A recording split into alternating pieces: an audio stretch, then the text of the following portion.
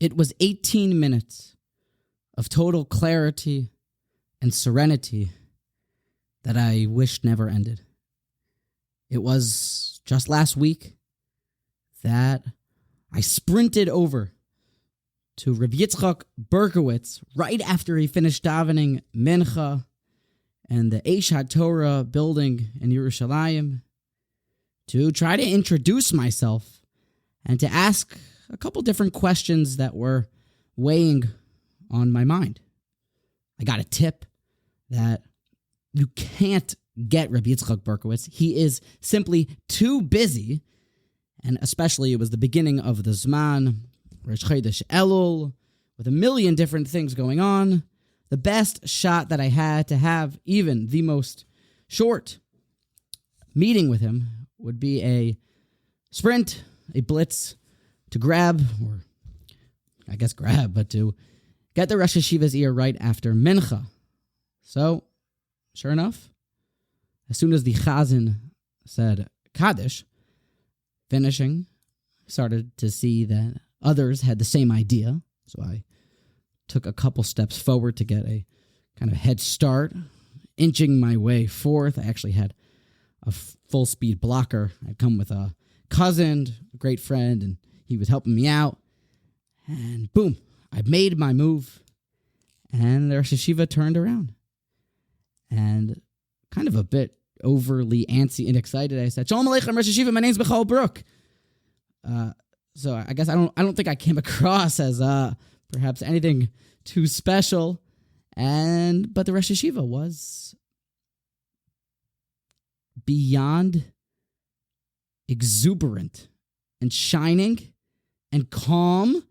And I got all of that before he even opened his mouth, because at this point all he had done is said Shalom Aleichem, and he shook my hand, and then I was in. Then I took a deep breath, and I said, well, I had just come from America, and I had a couple questions for the Rosh Hashiva. And he said, of course.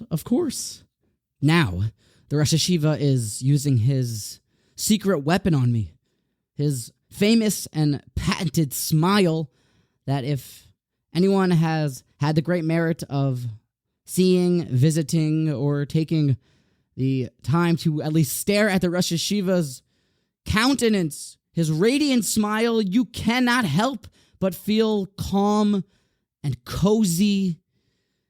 His smile makes one feel warmer than if you'd be sitting on a lounge chair on a warm Sunday afternoon.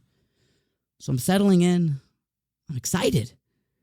And in case, you don't know who Rabbi Yitzchak Berkovits is, well, then maybe you're living under a rock, or no offense, but he's just a great rabbi, and he holds so many different positions of leadership. It's remarkable to count them. It's tough to enumerate them. But here I just want to give a short introduction of the questions that I peppered him with, and some background information about who this great Rav is.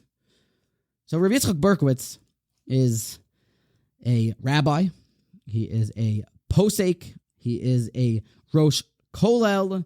He is a Menahel Ruchani. He is a lucid orator. He is a Bal Eitzah. He's got it all. He's a full package. And he holds the official position. This is all going down in Yerushalayim. He is the head of the Kollel of the Jerusalem Kollel. He is really the chief arbiter of the Jewish law in all aspects, and specifically, the world flocks to him for advice and the halacha in regards to outreach and kiruv. He is the main rabbi at Eish HaTorah. He's the number one in charge, the commander-in-chief.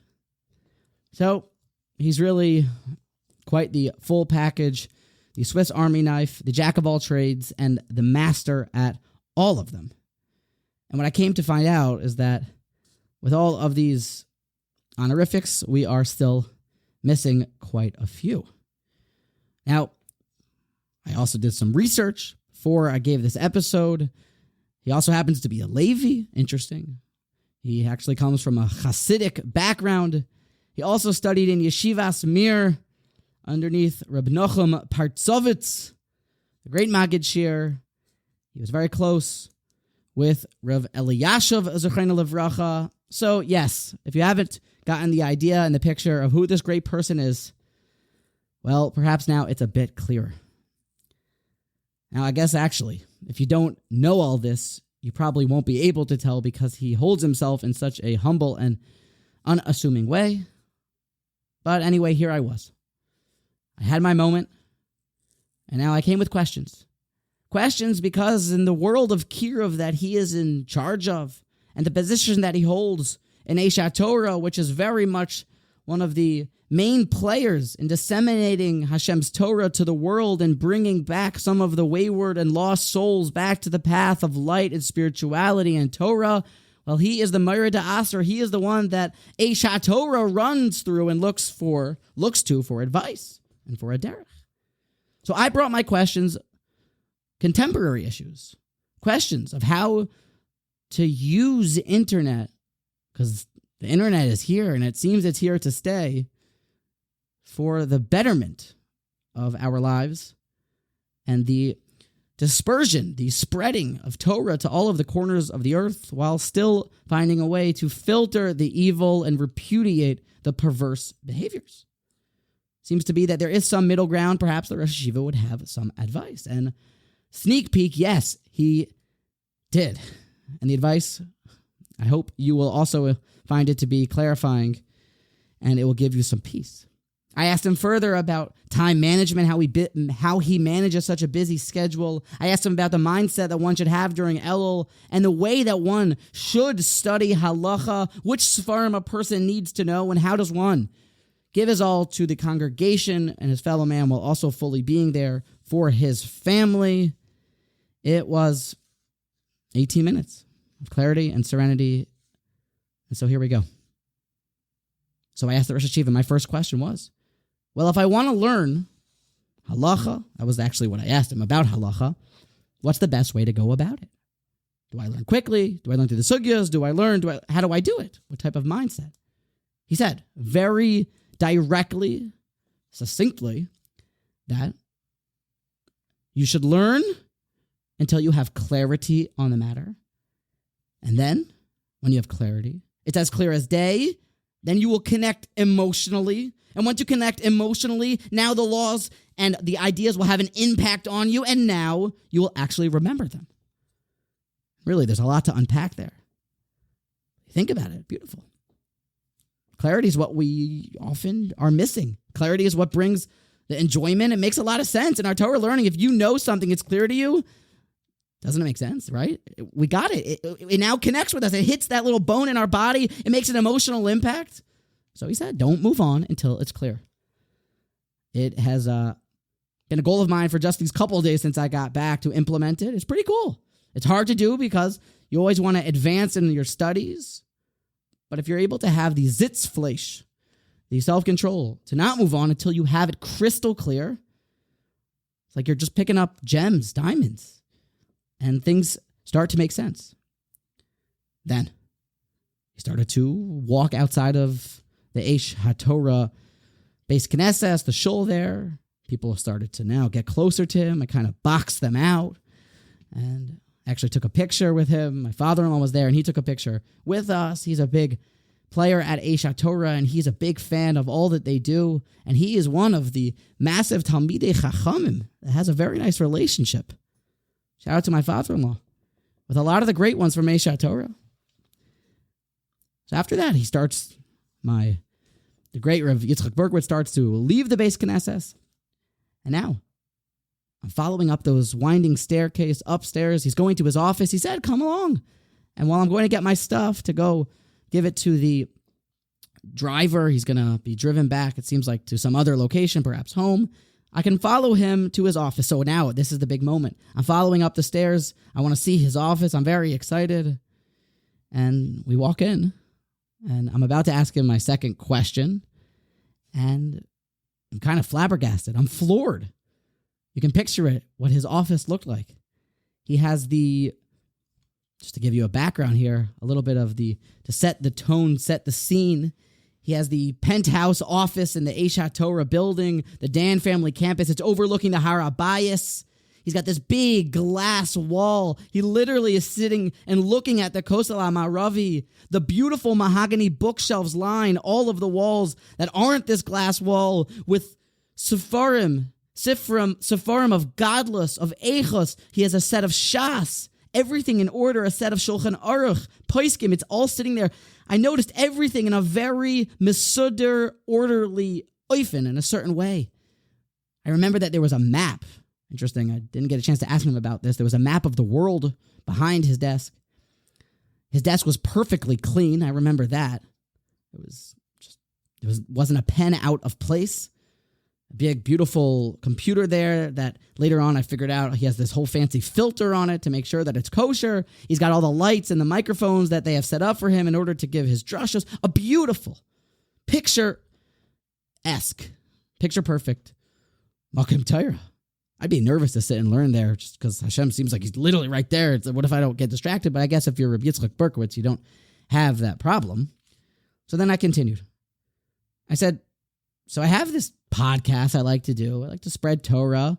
It's fun to talk about Torah, and the option to do it at such a grand scale and for no cost. Literally, the internet gives us a free key mode of entry to spread Torah to Ireland and Australia and Columbus and all these places, and it doesn't cost anything. So how can we not do it? So I love doing it. It's fun, and everyone gets involved, and the Torah is great. So how do you use the internet for good?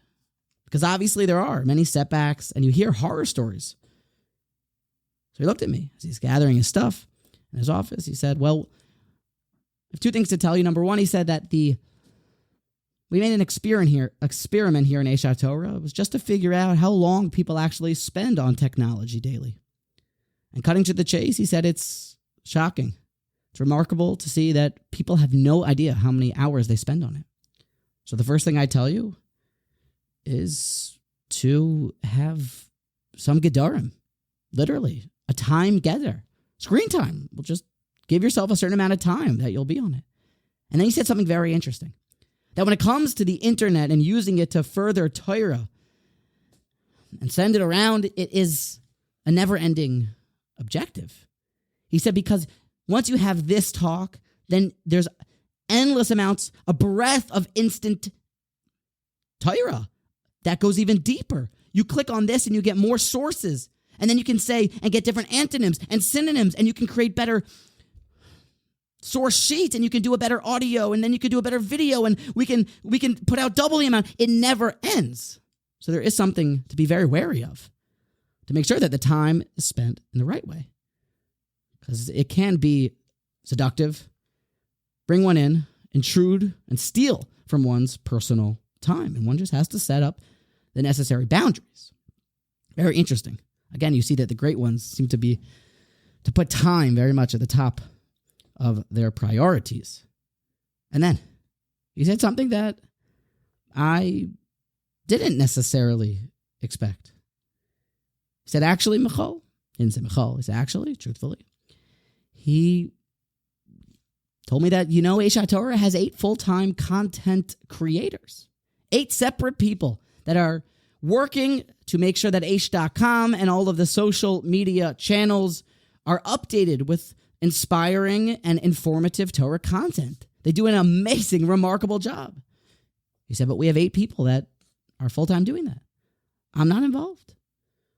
Someone that's on the content creation side, if you want to play the rabbinic role, so maybe learn the content, get the content, he said.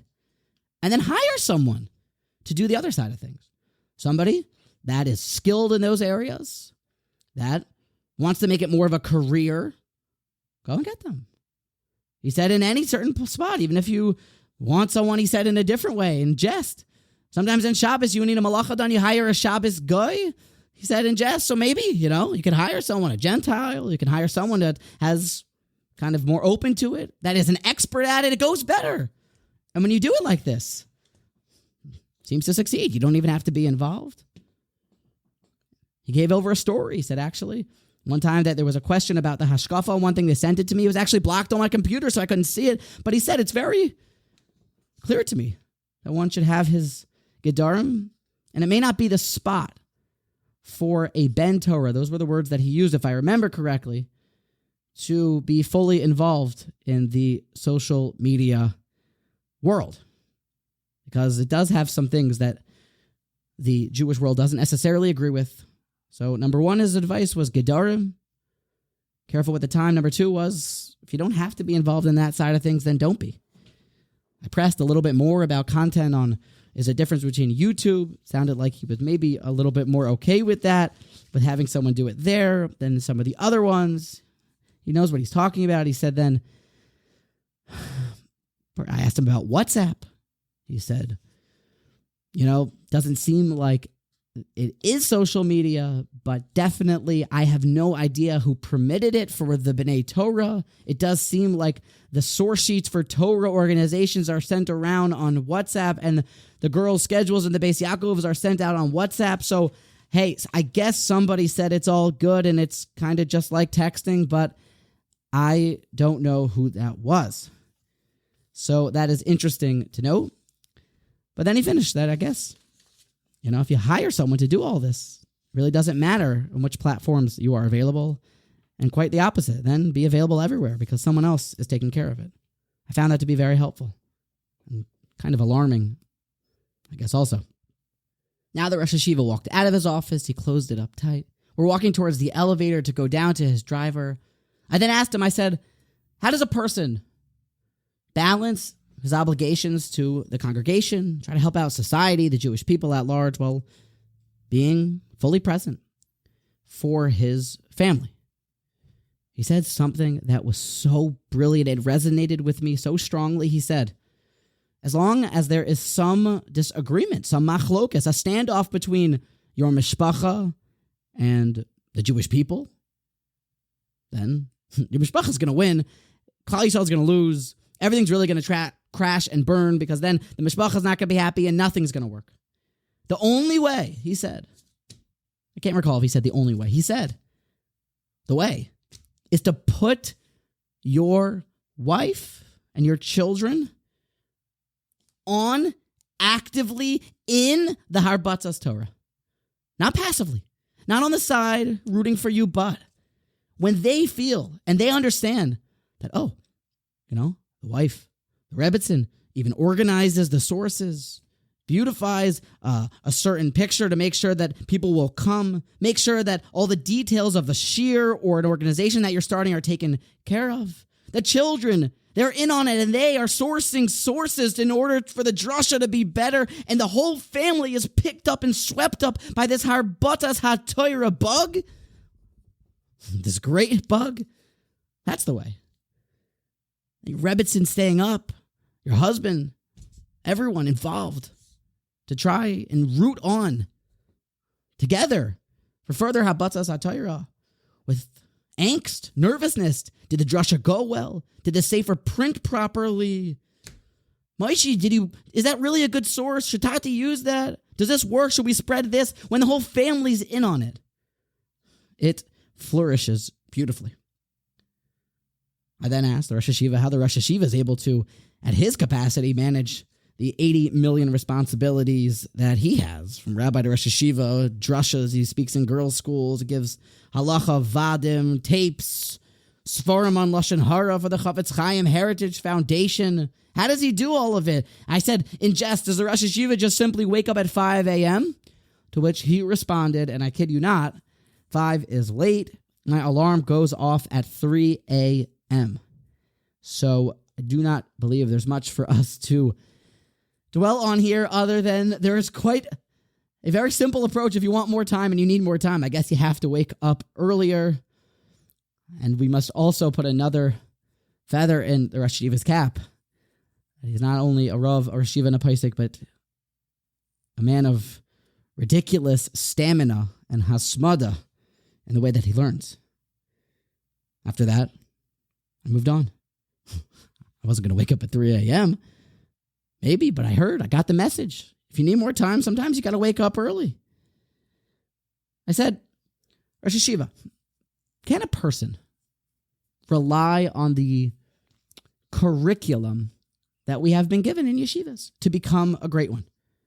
If we just follow the system, go from preschool, middle school, start learning Mishnah, start learning Gemara, you start learning in depth in yeshiva, the female track, learning Tanakh, learning all the pertinent halachos and how to build and progenate a beautiful family of servants for the Almighty.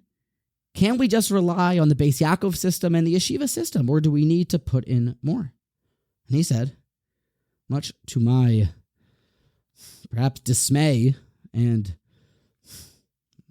I don't know, I never expected him to say something like this. He said, no, it is actually just the minimum requirements. The 9 to 1 and the 3 to 6 and the 9 to 11 that you do in yeshiva, that's minimum. You still got to know halacha outside of that. You got to spend time. What's going to be with the learning of Navi? A Ben Torah has to know Navi. Unbelievable. It's a little bit daunting. I came at this moment trying to perhaps try to look better than I am and impress the Rosh Hashiva. And I said, oh, like that Gemara that says that a person should divide up his Torah learning into a shlish, and a shlish, 1/3 in 3 separate areas of Torah, and one of them includes the study of Navi. He said, actually, in fact, the Ramah, unbeknownst to many, says that we just learn Talmud Bavli in these days. You learn the Babylonian Talmud, and you get everything, hafach ba, dekula ba, everything's inside of Talmud Bavli. And you even get Navi, so you don't necessarily need to learn Navi. That was the psak of the Ramah. But then he looked at me and he said, but do you know Talmud Bavli? Or do you just know the 2 or 3 or 4 yeshiva masechtas and every single nuance and all the beautiful Torah and all the different things and all the Rashis and the Ksois and the Sivas and Shav Shmaita? You got it maybe at whatever level, but do you know Talmud Bavli? Or do you need to carve out some time in your schedule to know Navi? He said, a Ben Torah needs to know Mishnah Berurah. You can get by in the laws of daily living by just learning the Sefarim of the Chafetz Chaim, the Mishnah Berurah. Seem to really ask godless of us. It's really eye-opening. But I guess to become a gadol, to become someone great, then one needs to adequately educate himself if he ever seeks to educate others. I guess it would only make sense. By this time, the elevator doors had opened at the ground floor of the Eish HaTorah building. The Rosh Hashiva still couldn't escape me. I followed him into the elevator. And now I was getting specific. I said, Rosh Hashiva, which Sefarim does a Ben Torah need to know? And he mentioned 2 that I definitely didn't expect. Number 1, he said, the Sifsei Chaim, the great works from Reb Chaim Friedlander, the Ponovitcher Mashkiach, a Talmud of Reb Eliyahu Dessler, the mellifluous voiced, brilliant Talmud Chacham, and Baal Musar. I said, that's interesting. Why can't we, learn Ramban or Ramchal? What's unique? Perhaps Rabbi Yerucham Levovitz, what's unique about the Sifsei Chaim, Reb Chaim Friedlander's works? He said he gives over the clearest definitions in plain and simple, easy-to-read Hebrew for the general public. And he mentioned the words emunah and betachon, that it's hard sometimes to get a grip on what it actually means, and he gives it to us in the easiest to grasp clarity. Very interesting. And secondly, he said, Torah Savram from the great spiritual dean of Slobodka, Rabbi Avraham Grodzinski, the Talmud, the exemplar of the Slobodka Yeshiva, one of the most regal and king-like manifestations of godless ha'adam, and the altar of Slobodka said about him that Zeh Chelki Mikol Amalai, that Rabbi Avraham is his portion, is his success, so to speak, from all of his work. And Taras Avram are his ma'amorim. And he mentioned, or Shiva did, that It's hard not to hear Reb Aaron Cutler coming across in some of the same concepts. I believe Torah and Avram actually just came back into print, so you can get it now. But those are the two Sfarim that he mentioned. I then said, and now we're outside the building, and the driver should be arriving any moment. Baruch Hashem, he was running late. I said, what is one of the overlooked concepts that perhaps the mashpi'im, those that are the speakers, those that seek to influence Klal Yisrael for the betterment of society, to help them out, what is it that maybe is an overlooked topic that's not getting enough attention? He said, what must continue to be spoken about is the concept that Hashem created the world because he wanted to be a mative. God wanted to give good. In order to give good, God needed receptacles to accept the good. Henceforth, creation, people, animals, items, all to be mekabel, to accept God's goodness. And it's our job to mimic Hashem and to follow in his ways, to constantly bestow good and do good, and lives in that, I'd imagine, not being self-centered and taking it, but more giving and giving, to be mative like Hashem. And we can deduce from this that if Hashem created the world for one purpose, just to be mative, to give and do good, therefore nothing can happen to us in the negative. Nothing is bad. Because the entire tafkid of the world is all for good. And that all, I imagine, would live in the concept of emunah, betachon, understanding. It's all from Hashem, and he's doing it to be mative, to do good. So I said, I guess that's kind of what people are talking about. So he said, yeah, for good reason. This is what needs to be spoken about and what people need to be reminded of. At this point, there's a young man who's kind of inching closer, trying to get the Rosh Hashiva's ear outside this great trakloin, this great palace of Eish HaTorah. We're standing at the bottom where you can kind of see the kosel. There's a glass wall down there, and he's kind of inching over, and I realized that this maybe would be my last question. So I said, Rosh Hashiva, perhaps one last thing. What should be a person's mindset during Elul? What's the unique avoda? How can we tap in? And he said, every person that was born was given one unique gift, one super talent that they're supposed to bring out and bring to the world.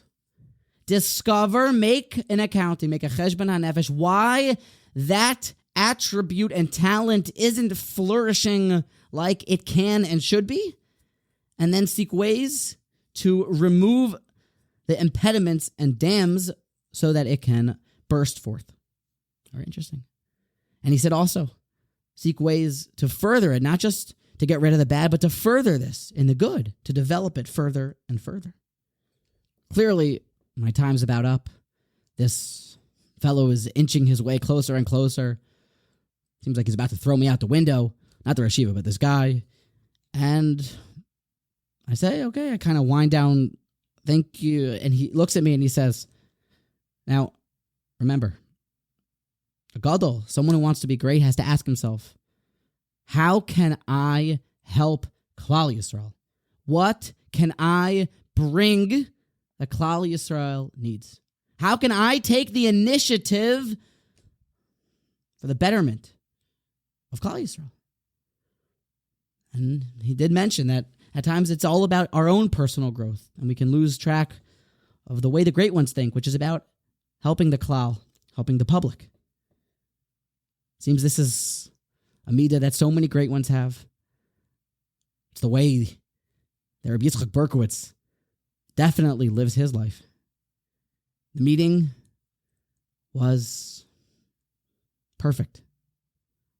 His thought process, so methodical.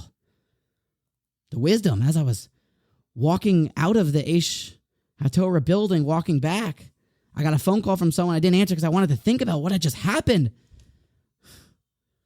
And actually, my father-in-law and my cousin who was there with me came over. What did he say? What did he say? And I was trying to process all of it. I wrote it all down so that I would remember to keep it and to tell y'all. Wow. Rav Berkovits is just different. He's patient. His eitzah was very direct, unapologetic. He spoke with purity, with lucidity, with certainty. He lives with joy. His exuberant smile and outlook on life is infectious. I realize that the great ones work harder than everyone else, and that's probably why they're so great. His work ethic, his asmada is unparalleled. His knowledge of Torah, his knowledge of Halacha, his mastery over his own human body and his emotions is something to marvel at. He's really an ish klal, who's a man of the people. I got to witness this great gadol up close and personal for only 18 minutes. It was perfect. It was spectacular. The only thing that I still regret is that it didn't go any longer. I wish it would have continued forever. But just those 18 minutes, suffice it to say, Dayenu.